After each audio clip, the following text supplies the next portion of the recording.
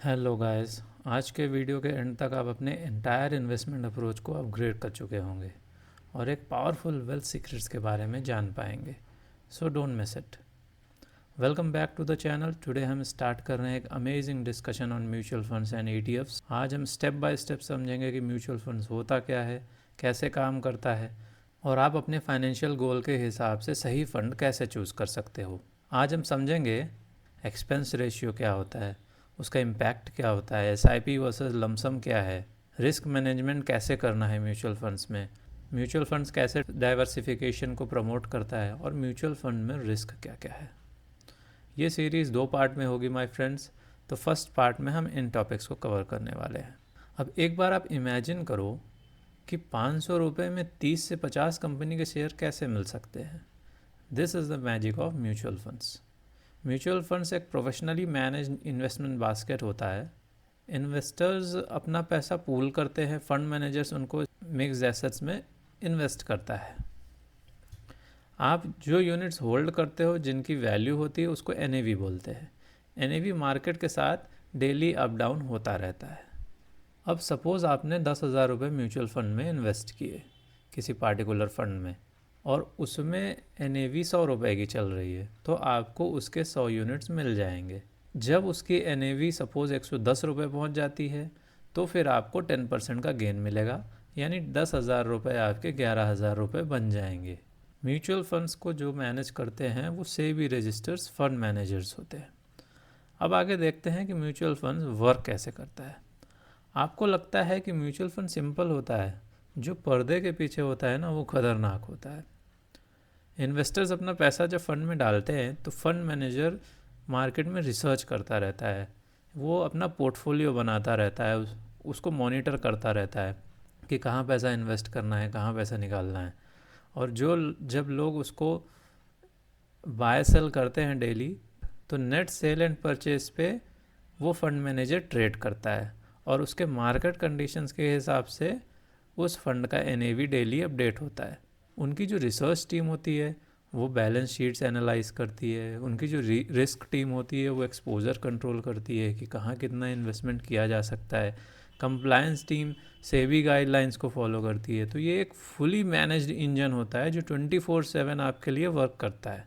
Investors जो है इसमें कैपिटल अप्रिसिएशन, यानी जब आपके म्यूचुअल फंड्स के शेयर्स की वैल्यू बढ़ जाती है तो उसमें कैपिटल अप्रिसिएशन होता है जिससे इन्वेस्टर्स को बेनिफिट मिलता है।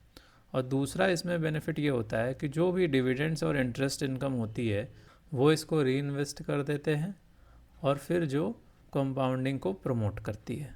सो ओवरऑल इन्वेस्टर्स की अर्निंग आती है एनएवी के इंक्रीज से प्लस री इन्वेस्टेड इनकम से। सो इस तरह म्यूचुअल फंड वेल्थ बिल्ड करता है। अब टाइप्स ऑफ म्यूचुअल फंड्स, अगर ये स्लाइड समझ ली तो फ्यूचर में फ़ंड सिलेक्शन में गलती नहीं करोगे भाई। तो mutual funds basically 3 large buckets में आते हैं, इक्विटी, डेट और हाइब्रिड। इक्विटी ग्रोथ के लिए, डेट सेफ्टी के लिए और हाइब्रिड जो है वो बैलेंस के लिए होता है। जो इक्विटी फंड्स हैं वो बेसिकली शेयर मार्केट में स्टॉक्स में इन्वेस्ट करते हैं। इनमें जोखिम कम होता है और ये लंबे समय में रिटर्न ज़्यादा मिल सकता है। ये उन इन्वेस्टर्स के लिए होता है जो लॉन्ग टर्म इन्वेस्टर्स हैं, उनको इस इक्विटी क्लास में इन्वेस्ट करना चाहिए। नेक्स्ट आता है डेट क्लास। तो डेट जो म्यूचुअल फंड्स हैं ये फिक्स्ड इनकम सिक्योरिटीज़ में इन्वेस्ट करते हैं, जैसे corporate bonds, government bonds, treasury bills, यहाँ पर इन्वेस्ट करते हैं। ये उन लोगों के लिए अच्छा है जिन्हें स्टेबल रिटर्न चाहिए और जिनको कम रिस्क लेना है मार्केट में। और जो हाइब्रिड म्यूचुअल फंड्स होता है ये दोनों में मिलाकर इन्वेस्ट करते हैं। इसके अंदर इक्विटी का हिस्सा ज़्यादा कम हो सकता है, ये फंड कैटेगरी पर डिपेंड करता है। रिस्क और रिटर्न दोनों मीडियम लेवल पर होते हैं इसमें। ये उन इन्वेस्टर्स के लिए अच्छा है जो बैलेंस्ड रिस्क और स्टेबल ग्रोथ चाहते हैं। अब क्या आपको पता है कि लास्ट 20 ईयर्स में इक्विटी म्यूचुअल फंड्स ने एफडी, रियल एस्टेट, गोल्ड सबके रिटर्न्स में तबाही ला दी है। अब जो इक्विटी फंड्स होते हैं ना, शेयर्स में इन्वेस्ट करते हैं और लॉन्ग टर्म वेल्थ क्रिएशन के लिए अच्छे हैं। इसमें रिस्क लेवल थोड़ा हाई होता है। अब ये इक्विटी म्यूचुअल फंड्स कई टाइप के हो सकते हैं, जैसे कि large cap, mid cap funds, small cap funds, ELSS funds या सेक्टोरल और थीमेटिक फंड्स। लार्ज कैप का मतलब जो बड़ी कंपनीज़ में इन्वेस्ट करते हैं, जो टॉप 100 मार्केट कैप कंपनीज़ हैं। मिड कैप का मतलब 100 से 250 वाली जो कंपनीज़ हैं। और स्मॉल कैप का मतलब कि जो रिलेटिवली छोटी कंपनीज़ हैं उसमें जो म्यूचुअल फंड्स इन्वेस्ट करते हैं। अब जो लार्ज कैप में इन्वेस्ट करेगा उसके रिटर्न थोड़े स्टेबल होंगे, उसमें वॉलेटिलिटी कम होगी। अब स्मॉल कैप वाले जो होंगे उसमें उतार चढ़ाव ज़्यादा रहेगा, बट इसमें ग्रोथ के चांसेस भी अच्छे होते हैं क्योंकि ये पोटेंशियल से भरे होते हैं। और जो ELSS फंड्स होते हैं वो ऊपर वाले लार्ज मिड एंड स्मॉल के कॉम्बिनेशन में भी हो सकते हैं, इंडिविजुअल भी हो सकते हैं, बट इसमें जो है इन्वेस्टर्स को ATC का बेनिफिट होता है, टैक्स बेनिफिट, और इसमें 3 ईयर का लॉक इन होता है। और सेक्टोरल फंड्स जो होते हैं वो किसी पार्टिकुलर सेक्टर में इन्वेस्ट करते हैं, जैसे IT सेक्टर का फ़ंड हो सकता है, या रेलवे सेक्टर का फ़ंड हो सकता है, इंफ्रास्ट्रक्चर का हो सकता है, फार्मा का हो सकता है। तो आपको किसी पार्टिकुलर सेक्टर में अगर इन्वेस्ट करना है, आपको लगता है कि इसमें ग्रोथ अभी है, तो आप सेक्टोरियल या थेमेटिक फंड्स में भी इन्वेस्ट कर सकते हो। मगर हमको एक चीज़ का ध्यान रखना है कि जब भी इक्विटी वाले म्यूचुअल फंड्स में इन्वेस्ट कर रहे हैं तो हमको लंबे समय के लिए इन्वेस्ट करना है, यानी 3 से 5 साल के आसपास का हमारा हॉराइज़न होना चाहिए। अब डेट म्यूचुअल फंड्स क्या होते हैं? अब जो लोग बैंक में अपना पैसा रखते हैं, बैंक में पैसा रखने से कोई ख़ास रिटर्न नहीं मिलता है। डेट फंड जो होते हैं उस आइडल कैश को अच्छे एफिशिएंसी से वर्क करवा सकते हैं। अब जो डेट फंड है वो कई टाइप के होते हैं, जैसे liquid fund, short duration fund, corporate bonds funds, guild funds. तो इस तरह आप डेट म्यूचुअल फंड्स में भी इन्वेस्टमेंट कर सकते हो, बट ध्यान रखो इसमें बहुत हैंडसम आपको रिटर्न नहीं मिलता है। अब कुछ इसमें रिस्क भी हैं, जैसे कि इक्विटी में अलग रिस्क थे तो डेट में अलग रिस्क है, कि जैसे बॉन्ड प्राइसेस जो है मार्केट में फॉल हो सकती है। अब जो डेट म्यूचुअल फंड्स में कई सारे बॉन्ड्स हैं उसके अम्ब्रेला में, उसमें से कंपनीज़ हैं, अगर वो डिफ़ॉल्ट कर सकती हैं तो उससे आपके रिटर्न पे इम्पैक्ट होगा।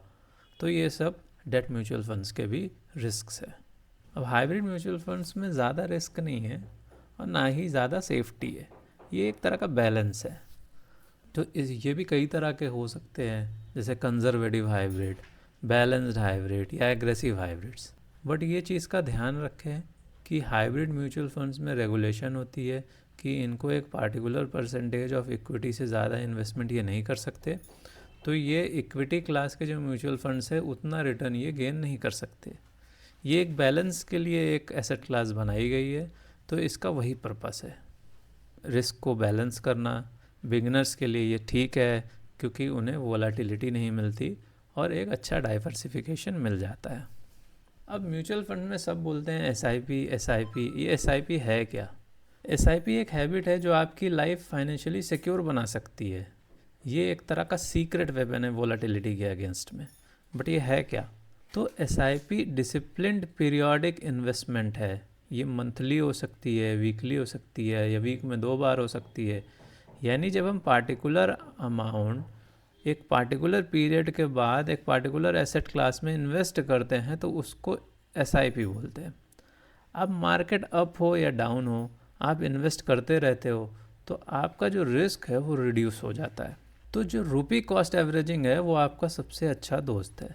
अब जो शेयर मार्केट है ये एक तरह का इसमें युद्ध होता है 2 पार्टीज़ में। एक होते हैं बुल्स, एक होते हैं बियर्स। बुल्स का मतलब क्या हुआ? जो लोग ये सोचते हैं कि अभी मार्केट अपसाइड जाने के लिए रेडी है। और बियर्स क्या होते हैं? जो ये सोचते हैं कि मार्केट अभी कुछ पार्टिकुलर टाइम में फॉल कर सकता। तो जो ये मार्केट टाइमिंग है इसको बिगिनर इन्वेस्टर्स को टाइम करने की कोशिश नहीं करनी चाहिए। इसके लिए SIP बना हुआ है, यानी आपको हर सीज़न में इन्वेस्टमेंट करते रहना है। और ये लॉन्ग टर्म में देखा गया है कि जो सीजनल इन्वेस्टर्स होते हैं उससे अच्छा SIP परफॉर्म करती है।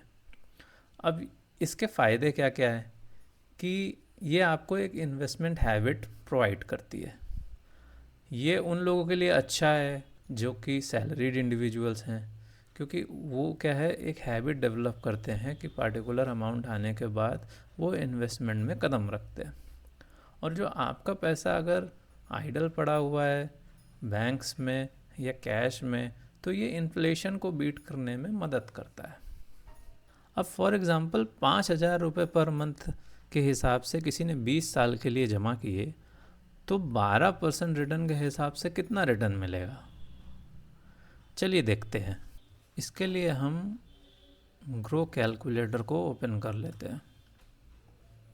अब इसमें हम इन्वेस्ट कर रहे हैं सपोज़ 5000 एंड एक्सपेक्टेड हमारा रिटर्न है 12% और हम 20 ईयर के लिए इन्वेस्टमेंट करते हैं।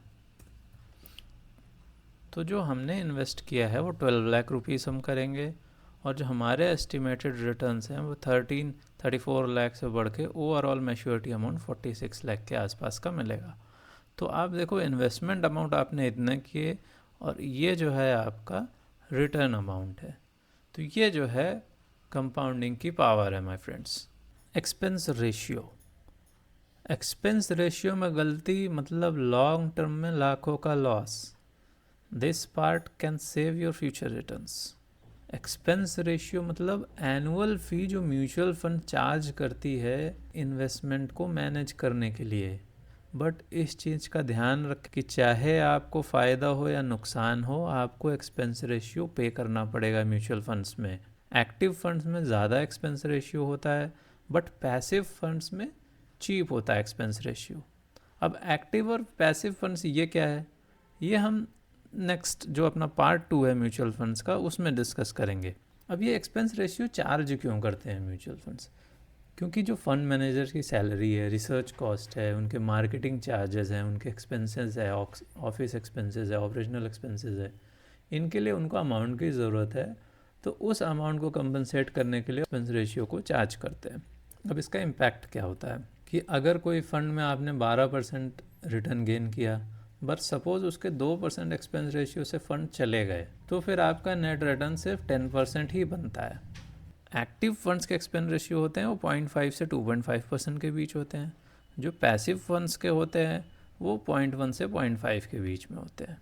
और एक एक्सचेंज ट्रेडेड फंड्स होते हैं, जैसे मैंने गोल्ड एंड सिल्वर की एक वीडियो बनाई थी, आप उसको जा करके एक बार देख सकते हो, तो उसमें आपको पता चलेगा कि ETFs होते क्या हैं। अब डाइवर्सिफिकेशन क्या होता है म्यूचुअल फंड्स में? जैसा कि मैंने बार बार बोला है कि एक दो स्टॉक में इन्वेस्ट करना बहुत ख़तरनाक हो सकता है। म्यूचुअल फंड्स ऑटोमेटिकली 20-30 से ज़्यादा कंपनीज़ में इन्वेस्ट करते हैं, उनकी होल्डिंग रखते हैं, तो फिर ये ऑटोमेटिकली डाइवर्सिफिकेशन फॉलो कर लेते हैं। तो इसमें आपको सेक्टोरल डाइवर्सिफिकेशन में मिल जाता है। जैसे कि ऐसा नहीं है कि आपका सारा जो पैसा है वो एक ही सेक्टर में लगा हुआ है, चाहे बैंकिंग सेक्टर में सारा पैसा लगा हुआ है या IT सेक्टर में लगा हुआ है। तो जो म्यूचुअल फंड्स हैं वो आपको स्टेबिलिटी और स्मूथर रिटर्न्स प्रोवाइड करते हैं। अब रिस्क क्या है म्यूचुअल फंड्स में? म्यूचुअल फंड सेफ लगते हैं पर कुछ रिस्क तो है जो लोग डिस्कस नहीं करते हैं। तो सबसे पहला रिस्क है मार्केट रिस्क, यानी अगर आपके स्टॉक्स के प्राइसेस फॉल होंगे तो ऑब्वियसली आपकी नेट एसेट वैल्यू यानी NAV भी फॉल होगी, तो आपके पैसे यहाँ से कैपिटल डेप्रिसिएशन होगा। दूसरा है फंड मैनेजर का रिस्क। ये जो म्यूचुअल फंड्स होते हैं ये कहीं ना कहीं हमारे आपके जैसे लोग का ही डिसीजन होता है बाय और सेल करने का, और उनके रॉन्ग डिसीजंस आपके रिटर्न्स को इम्पैक्ट कर सकते हैं। तीसरा है लिक्विडिटी का रिस्क। अब कुछ म्यूचुअल फंड्स इतने बड़े AUM को मैनेज करते हैं, एसेट अंडर मैनेजमेंट को, कि मार्केट में जो लिक्विडिटी जो छोटे फंड्स में कम है उसमें उनको ट्रेड करने में बहुत दिक्कत आती है। तो ये एक रिस्क है म्यूचुअल फंड में। चौथा है क्रेडिट रिस्क, जो कि बॉन्ड वाले में आता है कि जो बॉन्ड इशूअर है वो डिफ़ॉल्ट कर सकता है, तो ये डेब्ट फंड्स को अफेक्ट करता है। अब इंटरेस्ट रेट रिस्क, मतलब जो डेट फंड है वो इंटरेस्ट रेट जब बढ़ता है तो उनकी वैल्यू कम होती है। तो ये सब रिस्क हैं म्यूचुअल फंड्स के। तो चलो दोस्तों, पार्ट 1 को यहीं रैप अप करते हैं। आज हमने म्यूचुअल फंड्स का बेसिक फाउंडेशन समझा, क्या होते हैं म्यूचुअल फंड्स, कैसे काम करते हैं। हमने देखा कि म्यूचुअल फंड्स आपका पैसा कैसे मैनेज करते हैं, डाइवर्सिफिकेशन कैसे वो मेंटेन करते हैं, और रिस्क भी आपका कंट्रोल में रहता है। तो आप म्यूचुअल फंड्स को लेके थोड़ा कॉन्फिडेंट फील कर सकते हो। अगले पार्ट में हम इसको मैं और प्रैक्टिकल एस्पेक्ट्स कवर करने की कोशिश करूँगा। तो दोस्तों, आप ये सोच रहे हो कि कौन सा म्यूचुअल फंड्स आपके लिए बेस्ट है, डायरेक्ट प्लान लूँ या रेगुलर प्लान लूँ, SIP लूँ या लमसम करूँ? तो पार्ट 2 में हम ये सब कन्फ्यूजन एकदम क्रिस्टल क्लियर करने वाले हैं। तो अब पार्ट 2 के लिए तैयार हो जाओ, फिर मिलेंगे एक नए वीडियो में। तब तक के लिए बाय बाय।